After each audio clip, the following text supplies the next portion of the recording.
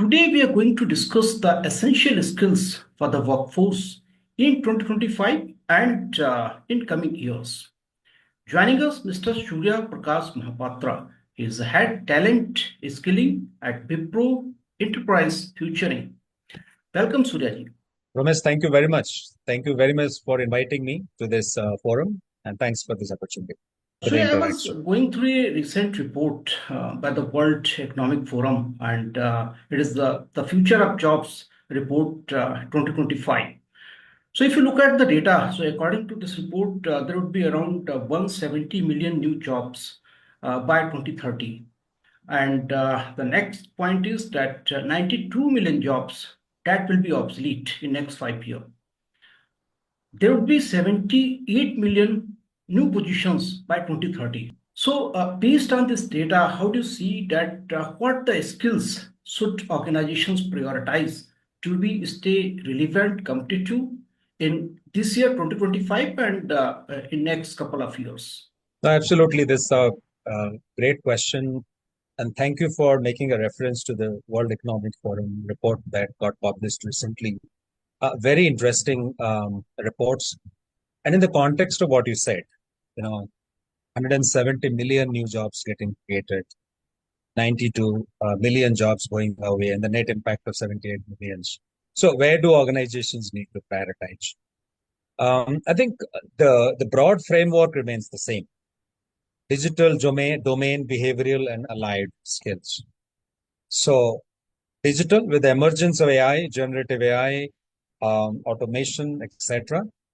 I think organizations really need to prioritize digital skills, especially artificial intelligence, Gen AI, agentic AI,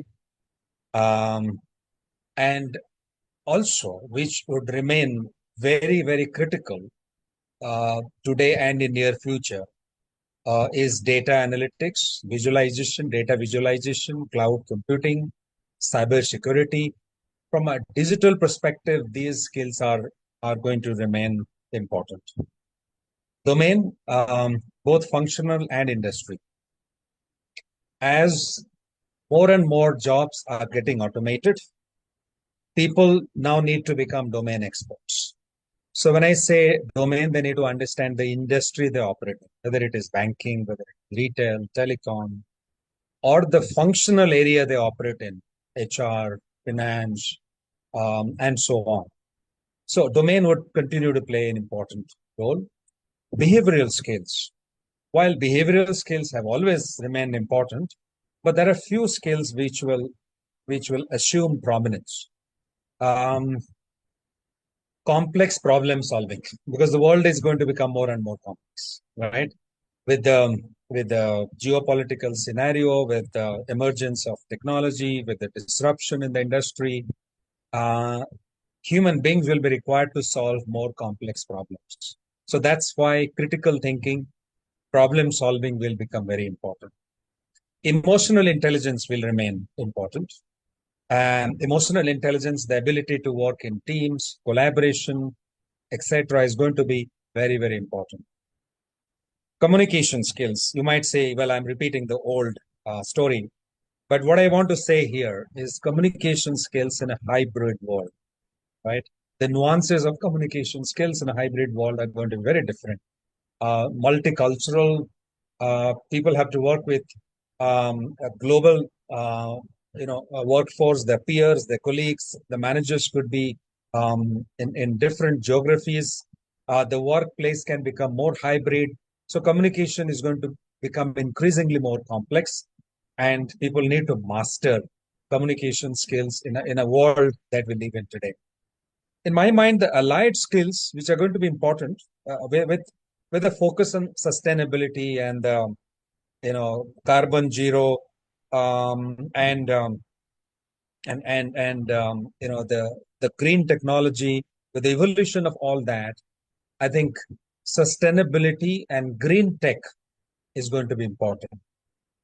With AI becoming prominent, AI disrupting our world, what is going to become important is responsible uses of AI. So people organizations need to prioritize this because organizations need to be transparent and fair in what they do. So AI, while it is going to change our lives, it also brings a huge threat to personal privacy. There are question mark about the ethical uses of AI. So AI governance, responsible uses of AI would assume a lot of importance. So in my mind, these are some of the skills organizations need to prioritize to thrive and to remain competitive in the marketplace. I think very beautifully you have described all the three kind of the skills that would be, that would be the organization's priority. Of course, the digital skills and your power skills and some allied skills as well. Uh, I was going through a couple of more data that how many organizations are looking into the integration of artificial intelligence. So around 30% organizations they are looking for the integration of generative AI, and maybe 80% that is in pilot project as of now. And 40% organizations they're looking for the non-Gen AI integration. So around 75%, 70 to 75% organizations they're looking for the integration of artificial intelligence, and we can also include the automation. So this is the situation right now. Maybe the most of the projects in pilot stage, but yeah, integration is the priority. AI integration is the priority for most of the organizations. How do you see that? How they can work on this? How they can look for the AI integration so that they can adopt a smooth process in the organization? Yeah, that's a very, very relevant question, Ramesh. Many organizations are struggling today. They're yet to figure out how they can leverage AI, how they can integrate AI into their business processes. Uh, how can they integrate AI into everything they do for their customers, and so on. I think organizations need a roadmap. It'll not happen just like that. It'll not happen if you look at AI as a fashion, as a trend. Um, Organizations will have to look at AI in terms of alignment with business priorities. So, whatever AI solution that an organization brings in, the question that they first need to answer is, how does this align to the business priority that they have? Uh, are they going to implement something for the sake of implementing an AI tool, or do they see this tool or this solution enabling one of their priorities? I think that's step number one. Next is looking at clear ROI. So any solution that they bring in,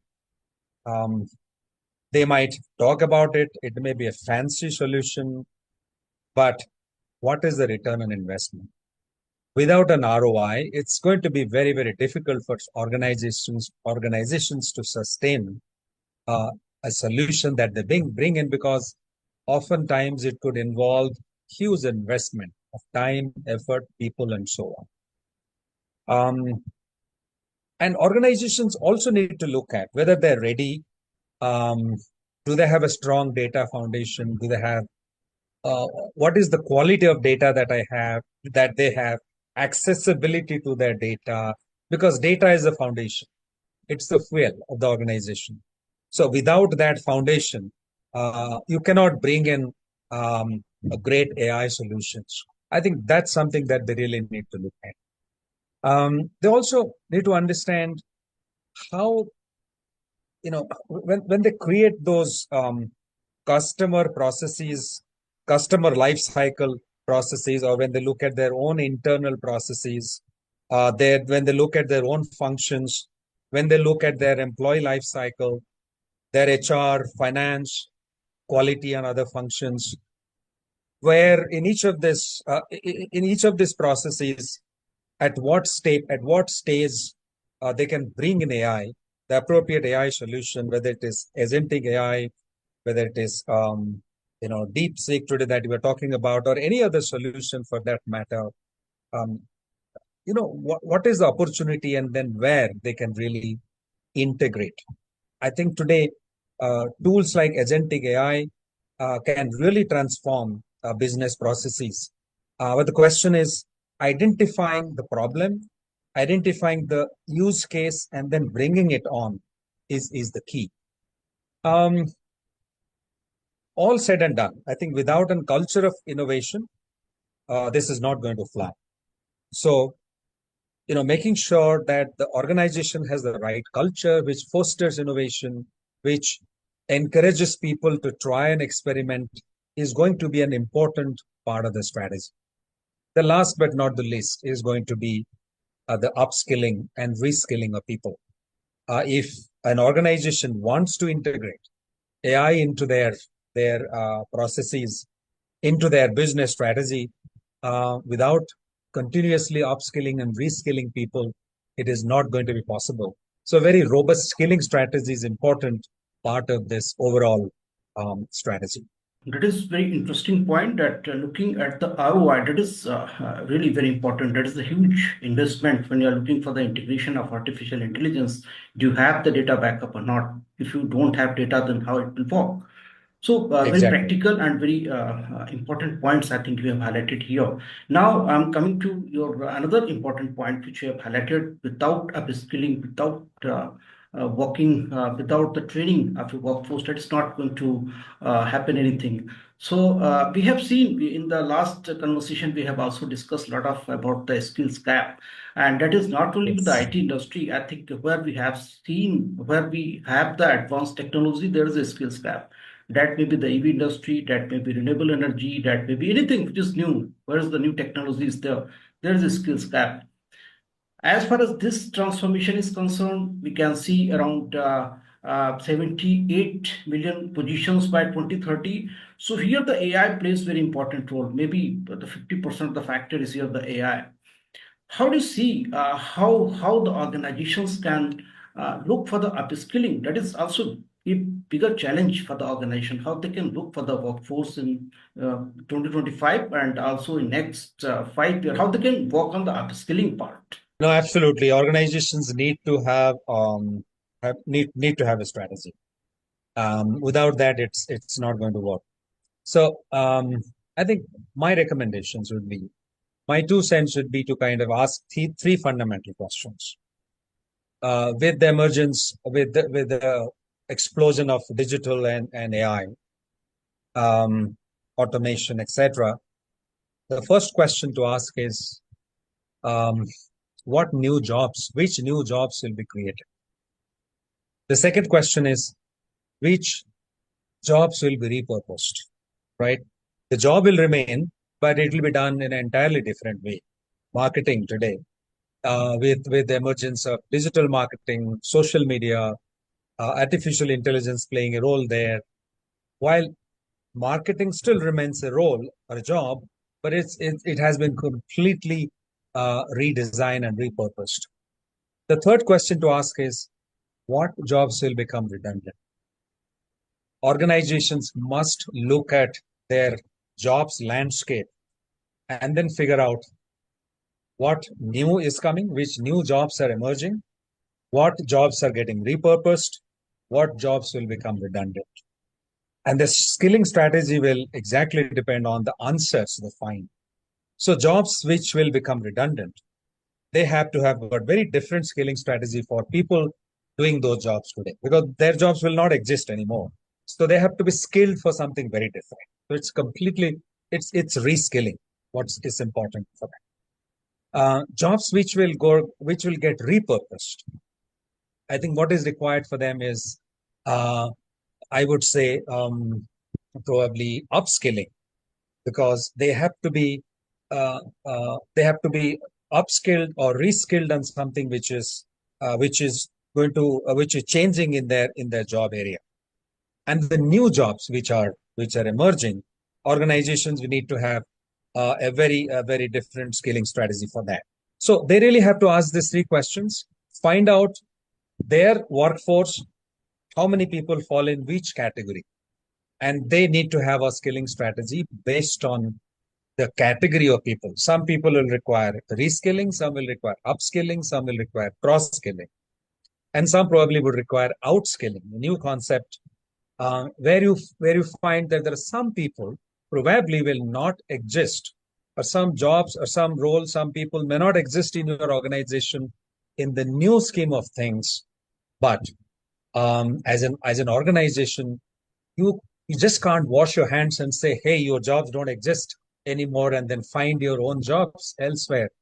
I don't agree with that. I think organizations really have to outskill people, which means skill people um, who you believe will not have a role in the organization for roles outside the organization. This is this is an obligation that organizations have to their people. Now, coming back to the strategy, I think that my 2 cents should be have a 3 C's approach. The first C is collaboration. Uh, with emergence of technologies, domains, business models, etc., no organization can claim that they know it all. So organizations will have to partner with universities, academia, with industry bodies, with alliance business partners to bring in new knowledge and share it with their people. The second C, in my opinion, is context. Training people on AI is one thing, but what is the context? How how am I going to use AI? In what context? So if I'm working in a healthcare sector, or I'm working for a healthcare customer, my organization needs to train me on AI and its applicability in the healthcare sector. So the context is very important, in my opinion. And the third C is continuity, because learning never stops. These changes will continue to happen. Our world will continue to get disrupted. We know that the half-life of skills today is only 18 months. That means skills will continue to emerge. I'm talking about technology skills here. The half-life is only 18 months. So which means that we'll have to continue to skill and upskill our people. So these 3 C's are important: collaboration, context, and continuity from a skilling strategy perspective. Collaboration, context, and continuity. So really, that is amazing. So now, if as you also said about the example of marketing, so the change that maybe from your telemarketing to digital marketing. So like there are a couple of jobs. Maybe if we look at for the new jobs that would be there. So of course, if the 50% factor is artificial intelligence, so most of the jobs that would be related to the artificial intelligence, maybe some of the jobs that may be related to cybersecurity or so, maybe analytics. So most of the jobs with the technology and whatever the new technologies are coming. And as you also highlighted some other skills like sustainability. So we can see also a lot of jobs in sustainability, etc. Now coming That's to right. another very important point which you have highlighted in the first response, that some power skills that is really very important with that technology. Whatever the advancement is there in technology, but these power skills are very important. What the power skills do you see, and how the skilling, upskilling in this power skill that is needed in this year and the next couple of years as well? That's a great question, and very, very, very important question as well. So power skills are skills that give you more power, right? That help you thrive in a disruptive environment. So, in my opinion, an individual will have to look at 2 sets of skills. One is the skills that machines cannot perform. So, if one picks up those skills, what machines cannot perform, your skills will always remain relevant, because machines probably in foreseeable future or in near future will not take over those roles. So anything that requires human intervention, a human touch. For example, empathy, emotional intelligence, relationship building, customer relationship management, um, creativity, of course, to some extent, probably can be taken over by AI. AI today is very creative, but the genuine core creativity of human being, that is still going to remain relevant. And of course, we talked about a little earlier, we talked about problem solving, complex problem solving, critical thinking, etc. So in my opinion, those skills probably cannot be replaced by AI in near future, and then that's why they will definitely remain power skills in my opinion. Um, the second set of skills, which I probably would consider as power skills, are those which will augment your your role um, as a professional. Today, AI is very, very powerful. Um, AI can disrupt our lives. It can disrupt the industry, employment, jobs, etc. But how about making AI a powerful tool for you and leveraging AI to the maximum extent? So if you're an artist, how can you use AI to get better at what you're doing? If you are an engineer, how can you get better? If you're a painter, if you're a singer, how can you use AI to get better at your profession, which will give you more power as an individual? So, in my opinion, skills that machines cannot replace, and the second set of skills should be skills that will help you leverage AI powerfully. For example, prompt engineering is another example. Um, like today, our prompt engineering is the language of is it is like the communication language in the digital world. That's the way you communicate with artificial intelligence platforms and tools, and you get the best outcome from them if you are a good prompt engineer. So some such skills will definitely give you more power. That's how I would describe this. Yeah, I think we have been able to touch upon all the important points which are related to this report and what the skills are needed for this year and in next couple of years. Anything else which is important and we did not discuss here? What is important for us, for individuals to remember, is the data that you shared at the beginning.